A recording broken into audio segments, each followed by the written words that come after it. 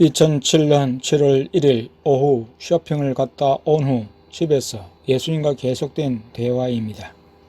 예수님이 내일부터는 더 바빠질 거야.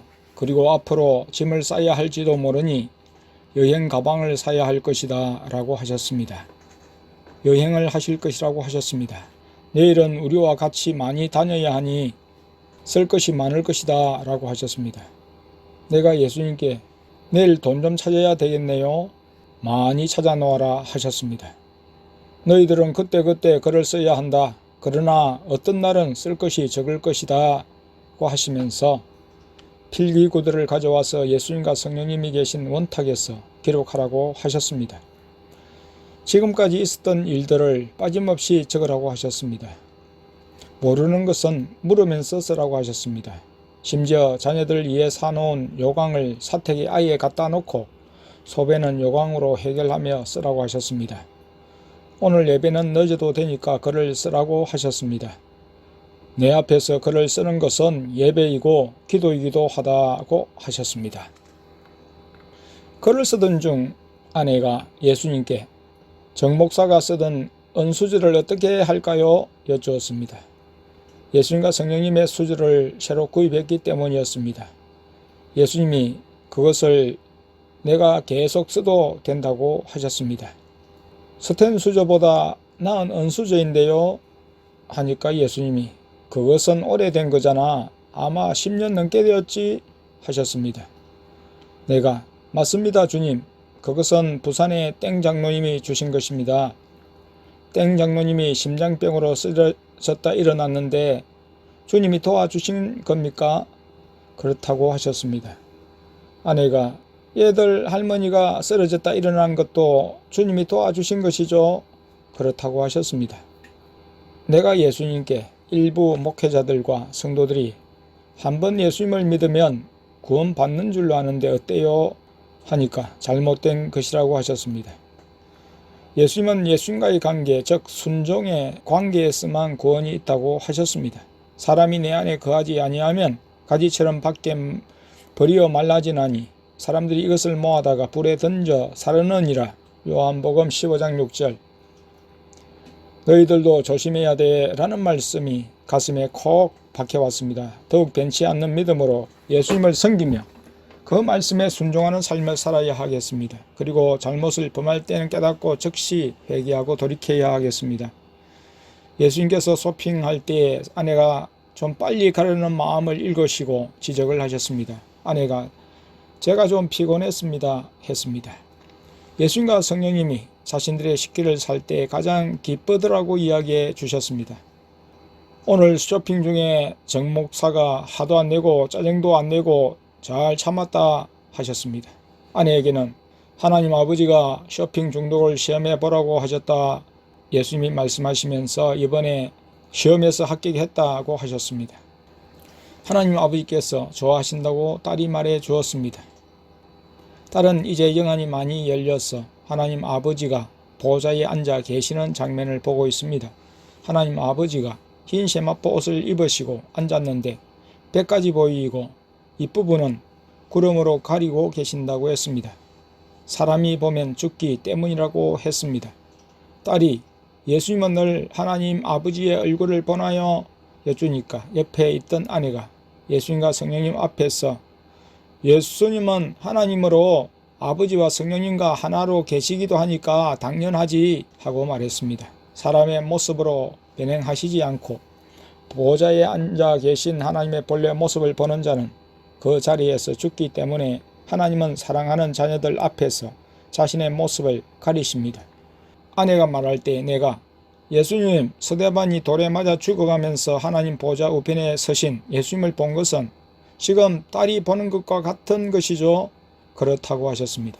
딸이 우리 가족 중에서 가장 빠르게 영안이 열리고 있는데 아직 다는 열리지 않았다고 하셨습니다. 완전히 열리려면 더 대언을 하고 글을 써야 한다고 하셨습니다. 영안이 다 열리면 그냥 보다가 눈을 한번 비비면 육의 눈으로 보게 되고 또 한 번 더 비비면 영안으로 보게 된다고 하셨습니다. 손으로 눈을 비빔으로 영안과 육안을 조절하게 된다고 하셨습니다. 두 가지를 동시에 볼 수도 있다고 하셨습니다. 이것은 어린이를 위해 수동적으로 영안을 보는 방식을 예수님이 당시 안내하신 것인데 그대로 따랐습니다. 그런 방식으로 예수님이 영안과 육신의 눈을 보도록 하셨으니까요. 그러나 얼마 뒤 생각에 의해 자동적으로 되도록 해 주셨습니다. 영안으로 보고자 생각하면 영안으로 보이고, 영안으로 보고자 생각지 아니하고 육안으로만 보고자 하면 육신과 세상의 것, 사물만 보이게 됩니다. 영안과 육안을 동시에 보고자 하면 세상의 것과 함께 영적인 현상이나 모습도 볼 수 있습니다. 그래서 영적인 것에 대한 생각과 기도, 집중이 중요합니다. 이는 다 예수님이 은혜로 주시고 조절하시는 일인데, 어떤 경우는 예수님이 내 생각을 뛰어넘어 보이시는 것도 있습니다. 예수님이 영안과 육안을 이야기를 하시는 중 천국 이야기를 하셨습니다. 영안이 열리면 천국과 지옥을 수시로 데리고 가신다고 하셨습니다. 지금은 혜윤이가 외할머니와 함께 있지만 때가 되면 할아버지와 함께 있게 해 주신다고 하셨습니다. 그때 아내가 예수님, 혜윤이가 기형으로 태어난 것은 제 잘못이죠. 약을 잘못 먹어서 그렇죠. 그렇다고 하시면서 이미 그것은 아버지께서 계획하셨고 그 계획대로 정상적이었는데 감기약을 먹게 했고 그런 아이가 태어났다고 하셨습니다. 제가 죄를 지어 그렇죠 하니 그게 아니고 앞으로 죄를 지을 것을 미리 예방하고 겸손하게 하기 위해서라고 하셨습니다. 나는 감격으로 순간 눈물이 나왔습니다. 주님의 그 사랑에 감격했습니다. 우리의 신앙을 인정하신 삼위일체 하나님은 때가 되매 우리 두 자녀의 영안을 열어주시고 우리 집과 교회에 방문하셨습니다. 그리고 우리가 간구한 것을 그때마다 들어주셨습니다. 천국에 있는 가족들에 대해 말씀을 드리면 꼭 그대로 시행하여 주셨습니다. 또 영안이 열린 두 자녀를 통해 눈으로 직접 확인할 수 있게 해 주셨습니다. 이때 우리는 육신적인 가족 관계에서 천국을 생각하고 요청한 것이지만 예수님은 그 기뻐하는 자들의 요구를 들어주셨습니다. 하나님 앞에서 지상교회와 천국교회는 연결되어 있고 성도들은 살아있는 자들입니다. 영적으로 죽어있는 자는 타락한 천사들과 예수님을 막이라 하는 곧 성령을 해방하는 자들과 지옥에 간 영혼들이기 때문입니다. 내 옆에 앉아 계신 예수님께 성령님이 예수님을 믿게 하고 예수님을 닮게 하고 예수님을 나타내게 하시니 성령님을 따르는 것이 예수님도 좋으시죠?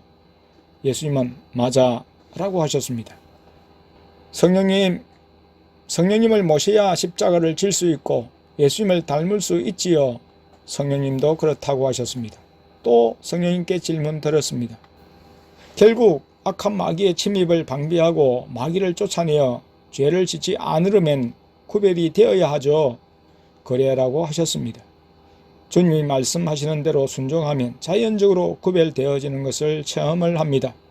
전에 영감받고 꿈으로 구별된 부분도 예수님과 성령님을 만남으로써 더욱 분명한 구별이 이루어졌습니다. 무엇보다 예수님과 성령님이 하루 종일 우리와 함께 계시니 생활 자체가 구별되었습니다. 예수님이 바쁘셔서 다른 곳을 돌아보시러 신속히 냉장고를 뚫고 이동하셨습니다. 다녀오세요. 다들 인사를 했습니다. 그러나 성령님은 계셨습니다. 딸이 냉장고에 붙어있는 7월 급식표를 보았습니다. 딸이 멀리 계시는 예수님께 예수님 17일자가 있는 숫자로 나가셨죠? 하니까 멀리서 예수님이 그래 하고 대답하셨습니다. 예수님이 7이란 수를 좋아하시는 까닭입니다. 예수님이 다른 교회를 돌아보시러 자리를 떠난 사이에 성령님과 함께 많은 이야기를 나누었습니다. 성령님께서 아주 세미하게 여러 가지들을 말씀해 주셨습니다. 성령님께 내가 성령님 주일 성수가 구원의 척도는 아니죠? 하고 여쭈니 그렇다고 하셨습니다. 구원의 척도는 아니지만 구원과 관계가 있을 수 있다고 하셨습니다. 내가 예수님과의 관계 곧 믿음의 순종과 관련되기 때문이지요? 하니 그렇다고 하셨습니다. 주일 성수는 구원의 척도는 아니지만 예수님을 모시고 사는지 아닌지의 증거가 되기 때문에 중요함을 확인하였습니다. 그리고 헌금에 대해서도 여쭤보았습니다. 삼일체 하나님과의 순종의 관계가 영육간 축복의 핵심임을 알 수 있었습니다. 우리가 소홀히 하기 쉬운 주일 헌금의 경우 매주 반드시 하라고 하셨습니다. 봉투에 넣어 하라고 하셨습니다. 그리고 중요한 일들은 세 분 하나님이 모여 의논하여 결정한다고 하셨습니다. 누구에게 은사를 부어줄 것인지, 또 은사를 거두어 갈 것인지, 어느 교회를 쓰고 어느 교회를 쓰지 않을 것인지 등도 상의하여 결정한다고 성령님이 말씀해 주셨습니다. 예수님과 성령님이 은사와 능력을 주시기도 하지만 하나님 아버지께 구하는 것이 제일 빠르다고 하셨습니다. 예수님과 성령님은 성격이 다르십니다. 예수님은 아주 쾌활하시고 재미있으시며 말씀도 많이 하십니다. 그러나 성령님은 여러 시간을 같이 하지만 필요할 때만 말씀하시고 대체로 조용하십니다. 그러나 때로 성령님도 웃게 하십니다. 예수님을 기쁘시게 해도 하나님 아버지는 좋아하시고 성령님을 기쁘시게 해도 하나님 아버지는 좋아하십니다. 성령님이 글을 11시 10분까지 쓰라고 하셨습니다. 성령님이 다른 교회에 가 계신 예수님과 교대를 해야 하신다고 쓰는 것을 끝내고 검사를 받으라고 하셨습니다. 다른 교회에 가 계신 예수님은 지루하셔서 빨리 우리에게로 오기를 원하신다고 하셨습니다. 서로 교대를 할 때에 터치하신다고 했습니다. 성령님은 강단 의자에 앉으셔서 그 교회에 불을 보내고 계셨습니다. 손동작을 하시면서 그 멀리까지 보내고 계셨습니다. 예수님이 총교회가 작지만 우리와 함께 있고 싶어 한다고 하셨습니다. 내가 가장 먼저 글 쓴 것을 성령님께 보여드렸습니다. 복사 용지에 흘려 적은 글들을 딸이 성령님 앞에 펼쳐드렸습니다. 성령님이 보시면서 한 장씩 한 장씩 뒤로 넘겨드렸습니다. 다 보신 후 성령님은 검사의 표시로 사인을 하시고 또 도장을 찍으셨습니다. 딸이 보니까 참 잘했어요 라는 도장이었습니다. 다른 두 노트에 적힌 글들도 철에서 추가로 검사를 맡았습니다. 그것도 보시고 각각 검사 도장을 찍어주셨습니다. 그 다음 아내가 노트에 차례대로 많은 글들을 적고 있었는데 그 노트를 드리자 성령님이 협조해 하시면서 사인과 함께 검사 도장을 찍어주셨습니다. 둘째 아들과 딸은 아이들에게 이미 노트의 내용을 보셨다며 따로 검사를 하지 않으셨습니다. 큰아들이 학교에서 있었던 일들을 복사용지 한 장에 써서 검사를 받았습니다. 딸과 둘째가 보니까 아주 큰 도장을 찍어 주셨다고 했습니다. 성령님, 왜 행에게는 큰 도장을 찍어 주셨어요? 둘째가 물었습니다. 땡땡이는 자기의 잘못을 돌아보면서 회개한 것을 기록했기 때문에 더 큰 도장으로 찍어 주었다 하셨습니다. 성령님은 검사 받고는 고쳐서는 안 된다고 하셨습니다. 오늘 검사는 끝났으니 내일 분량은 내일 써서 검사한다고 하셨습니다. 성령님이 다른 교회로 가신 뒤 이어 예수님이 신속히 오셨습니다. 예수님이 지정된 자신의 자리에 앉으셨는데 내가 오늘 쓴 부분을 검사 받았습니다 하니까 내일은 내가 검사할 거야 하셨습니다. 큰아들이 학교에 가면서 버스에서 기도를 했다고 했습니다. 하나님 아버지, 하나님을 위해 살게 해 주세요. 악하고 더럽게 살지 않게 해 주세요. 저는 더럽습니다. 용서해 주세요. 하나님께서 인도해 주세요. 제 마음대로 살지 않게 해 주세요. 라는 기도를 했다고 했습니다. 그리고 생각날 때 틈틈이 속으로 영안 열어주세요 라고 하며 방언 기도를 했습니다. 사람을 의식하지 않게 해주세요 라는 기도도 했습니다. 왠지 죄 지은 것 같을 때면 하나님 용서해 주세요. 잘못했습니다. 라고 기도했습니다. 마음속으로 기도하거나 말로 기도하는 것만 기도가 아닙니다. 예수님께 엽죽는 일은 실제적인 기도입니다. 삶에서 순종으로 나가기 위해 예수님께 엽죽는 것 자체가 가장 중요한 성도의 행위이자 우선적인 기도여야 합니다. 예수님께 나아가서 대답을 듣고도 행치 않는다면 그 기도는 헛된 기도이며 시간만 낭비한 것이죠. 아들은 핸드폰에 대해 해지할까요 말까요 여쭈었고 예수님은 꼭 필요할 때 쓰라 대답해 주셨습니다. 세상 음악 들어도 되나요? 하니까 안 좋다라고 하셨습니다. 아들은 이미 엽죽기 전에 집으로 돌아오면서 mp3에 있는 음악을 다 지웠습니다. 내 생활에 들어온 것이 정리됐습니까? 여쭈니 핸드폰 액세서리 인행을 지적하셨는데 그것도 말씀 읽기 며칠 전에 버렸다고 했습니다. 우리 마음에 감동을 주시고 행하시면서 이전에 행했던 일들을 다 알고 계시고 지적하실 때 이미 버렸더라도 회개로 반응하는 것이 예수님께 대한 지속적인 믿음의 모습입니다. 예수님은 둘째 아들에 대해 조심시키셨습니다. 예수님의 영적인 욕심이 육신적인 욕심으로 변질하면 타락이라고 경계하셨습니다. 특히 둘째에게 지금은 욕심이 영적인 욕심으로 바뀌어졌지만 혹 그것이 변질되지 않도록 조심해야 할 것이라고 하셨습니다. 아내도 조심하라고 하셨습니다.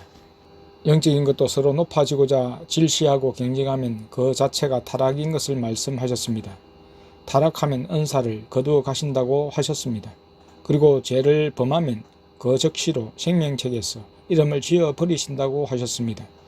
내가 예수님께 성경책에 이름이 기록되는 것은 예수님을 믿을 때입니까? 창세 전입니까? 여쭈자 예수님이 예수님을 믿을 때라고 하셨습니다. 이름이 생명책에서 지어지는 것은 죄를 어느 정도 짓고 나서입니까? 여쭈니 큰 죄를 짓는 즉시 천사에게 명하여 지우게 한다고 하셨습니다. 예수님은 전에 내가 너희들을 끝까지 지켜주고 구원할 것이다 라고 하셨지만 이제 분명하게 너희들도 범죄하면 구원받지 못한다 엄히 말씀하셨습니다. 여호와께서 모세에게 이르시되 누구든지 내게 범죄하면 그는 내가 내 책에서 지어버리리라. 출애굽기 32장 33절. 이기는 자는 이와 같이 흰옷을 입을 것이요 내가 그 이름을 생명책에서 반드시 흐리지 아니하고 그 이름을 내 아버지 앞과 그 천사들 앞에서 시인하리라. 요한계시록 3장 5절. 둘째는 예수님이 동생을 통해 너의 영적 욕심이 육신적인 것으로 돌아서지 않도록 조심하라고 말씀하시자 기분이 상했습니다. 피곤해서인지 예수님의 책망을 달게 받으려 하지 않는 고집스런 모습을 보였습니다. 아직 둘째가 영안이 열려 영이신 예수님과 성령님을 보고 하나님의 보좌도 보지만 어린이라서 그런지 하나님을 사람 대하듯 하는 모습이 있었습니다. 육신의 아버지인 내가 말해도 꼼짝 못하는 아들이 예수님이 말씀하시는 것에도 못마땅한 태도를 보였습니다. 경고를 기분 나쁘게만 받아들이고 수긍하지 않는 태도를 보였습니다. 나는 순간 두려움이 맺습니다. 눈앞에 보이는 주님의 말씀을 거역하고 천국에 갈 수 있겠는가? 그래서 내가 아들을 나무랐습니다. 내가 지금은 어려서 예수님이 어떤 분이신 줄 순간 잊어버리나 본데 예수님이 우리와 같이 식사하시고 쇼핑도 하신다고 사람으로 생각해서는 안 돼. 예수님은 사람이 아니시고 하나님이야. 천국에만 가보고 예수님과 성령님이 장난을 하시고 하나님 아버지께서도 즐겁게 대화하시는 모습만 보니까 두려움을 못 가지는 모양인데 지금도 지옥에 있는 수많은 영혼들이 고통받고 있는 것을 생각해야 해. 천국을 만드신 하나님은 지옥도 만드신 분이야. 하나님을 두렵게 생각하며 그 말씀을 받아들이고 조심해야 한다고 말해 주었습니다. 아내도 옆에서 예수님 앞에서 버릇없이 뚱에 있는 둘째를 나무랐습니다. 예수님은 내일 다시 오겠다 하시며 하늘로 올라가셨습니다. 잠자리에 들기 전에 둘째에게 예수님께 버릇없는 태도를 회개하라고 했습니다. 예수님을 무시하고 누가 구원을 얻을 수 있겠느냐? 예수님을 순종치 않는 자는 지옥불에 던져버리시는 분인 것을 알아야 합니다. 우리도 타락하면 그 즉시로 멸망인 것을 알아야 한다고 일러주었습니다. 또 땅의 것만 구하면 주시기는 하시지만 옛날 이스라엘 백성들을 생각해야 합니다. 먹고 마실 것만 구하고 하나님의 말씀을 깨닫고 순종하는 믿음을 구하지 않다가 결국 멸망당한 것을 기억해야 합니다. 우리가 지금 체험하고 있는 이것은 성경에서도 찾아보기 힘든 에녹이나 노아가 누린 것과 같은 특권입니다.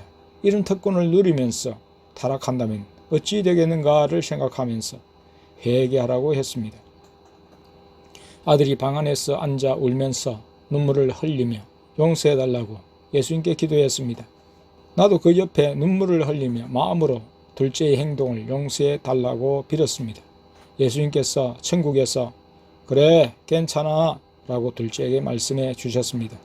성령의 은사를 맛보고 거룩한 빛에 참여한 자가 타락한다면 그가 갈 곳이 어디 있겠습니까? 하나님의 아들을 욕보이고 십자가에 다시 못 박는 자의 갈 곳이 어디 있겠습니까? 한번 비침을 얻고 하늘의 은사를 맛보고 성령에 참여한 바 되고 하나님의 선한 말씀과 내시의 능력을 맛보고 타락한 자들은 다시 새롭게 하여 회개케 할 수 없나니 이는 자기가 하나님의 아들을 다시 십자가에 못 박아 현저히 욕을 보임이라. 히브리서 6장 4절에서 6절. 이 말씀은 예수님께서 영안이 열린 사람들에 해당하는 말씀이라고 하셨습니다. 나는 예수님께 끝까지 타락하지 않고 하나님께 쓰임받는 가족이 되게 해달라고 간구했습니다. 특히 물질이 많아지면 타락하기 쉬운 만큼 하루의 족한 은혜 가운데 자족하며 살게 해달라고 부탁을 드렸습니다. 예수님께서 내가 너희를 지켜줄 것이다 라고 하셨습니다.